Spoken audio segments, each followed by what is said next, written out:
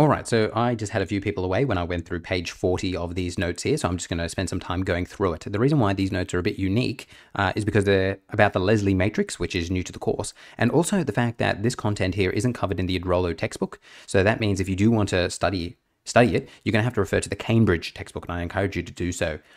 So this stuff isn't in Adrollo. You have to look at the Cambridge textbooks, which I've posted on Teams if you want to get your head around it and practice these skills. But if you just go through these notes here and you're comfortable with it, you should be fine. But if you do want to practice it, they're on Cambridge for you. Also remember that in the practice sacks, there are no Leslie matrices questions because it's new to the course. So make use of Cambridge, make use of Adrollo, make use of all the notes that we've given you here so you're well prepared for the Leslie matrix stuff. All right, let's get stuck into it. So let's read this. Let me quickly grab a pen. We're going to talk about long-term trends and growth rates of the Leslie matrix. And instead of reading through a whole bunch of notes, I'm just going to go straight into these examples here, and then we'll come back and look at the notes. It says, example 1, for the following Leslie matrix L, where S of 0 is 1,200 babies, 0 1-year-olds, 0 2-year-olds, show whether in the long term, the population will increase, decrease, or cycle.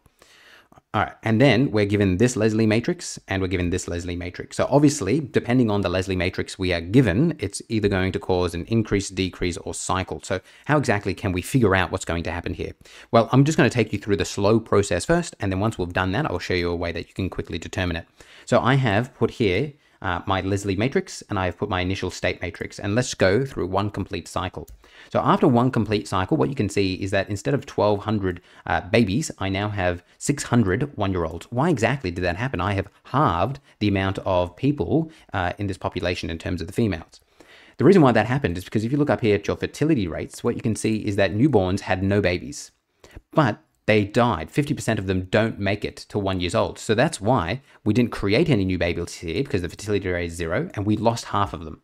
If we now go through another cycle, so I'm going to get rid of this and bring this up here now, you can see just by looking at this that you know that the 1-year-olds also have no babies. They've got a 0 fertility rate, which means on average, this one female will have 0 female offsprings. And we also know that only 1% of them will survive to the next generation. So now if I do this, what you can see is that I only have 6 2-year-olds now because only 1% of this 600 survived. Now, once we get to our next matrix, our next cycle here, this is where things get interesting because now we have fertility rate of 100 for 2-year-olds, meaning that on average, a female 1-year-old will have 100 female offsprings, which means each of these 6 babies, 6 2-year-olds, sorry, let me say that again. Each of these six 2-year-olds will have on average 100 babies each. All right, there's a lot of words there. And also, do you see how, like, we've come to the end of our Leslie matrix in terms of survival rate? All these 6 will die. So these 6 will have 100 babies each, and they all will die, which means at the end of this cycle, we now have 600 newborns. So now the question is this increasing or decreasing? Well, let's come back to where we started from. We started off with 1,200 babies, and now we have 600 babies. We have halved, which means this thing is decreasing. Now, obviously, you don't want to go through this big, long process in order to figure that out. So is there a quicker way for us to do it instead of going through each cycle here? And there is. This is what we could have done. We could have started with our initial one, so our initial state matrix here with our Leslie matrix. And then what you want to do is you want to raise your Leslie matrix by the order that the Leslie matrix is. So this Leslie matrix is 3 by 3. And remember that every Leslie matrix will be square. It will be 3 by 3 or 4 by 4 or 5 by 5. So because this is 3 by 3, you raise it to the 3rd power. And by so doing, what we get out is how many newborns there will be after one complete cycle. And as you can see, there will be 600, meaning we have halved. This population is therefore decreasing. So just to really show you what it is we have done here, what we wanted to do is we wanted to find S3. My pen will work for me. We wanted to find S3. So that's when we took our Leslie matrix, we raised it to the power of 3 because this right here is a 3 by 3 matrix. And then we timed it by our initial state matrix. And what we got out was 600, 0, and 0. And then from this, what we've seen is that our initial state matrix is bigger than our S3 because this was 1,200 and that is bigger than 600. Therefore, the trend here, because that's what we're actually after, the long-term trend, is decreasing. If I can spell, let's see if I can spell decreasing.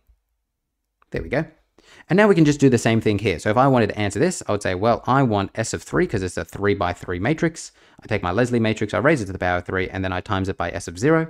I come to this one. Now I just need to change. What do I have to change? Instead of having 100 babies, they're having 200 babies, and everything else remains the same.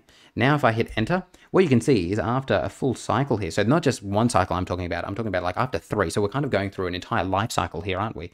From going, newborns, 1-year-old, 2-year-olds, and then back to newborns. You can see that we stay at 1200, which means this thing is cycling. It's not changing at all.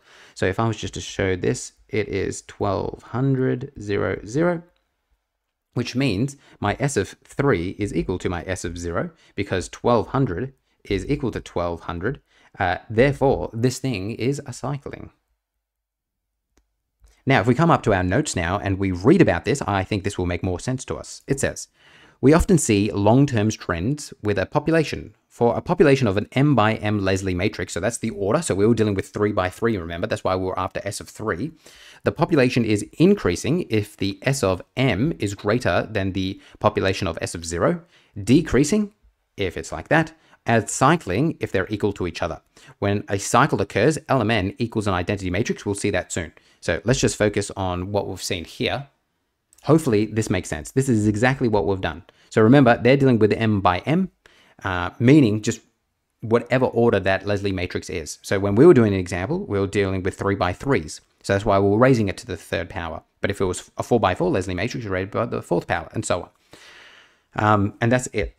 Can we just talk about this for a second? If you do have a cycling matrix, what ends up happening, and because we know this one was cycling, right? If you actually just raise it to the 3rd power here, and remember the reason why I'm raising it to the 3rd power is because it's a 3 by 3 matrix. If I hit enter, I actually get an identity matrix out. That's the nature of a cycling matrix. All right, that is the long-term trends. I'm going to take a break here, and then we're going to come back and we're going to talk about growth rates of Leslie matrices.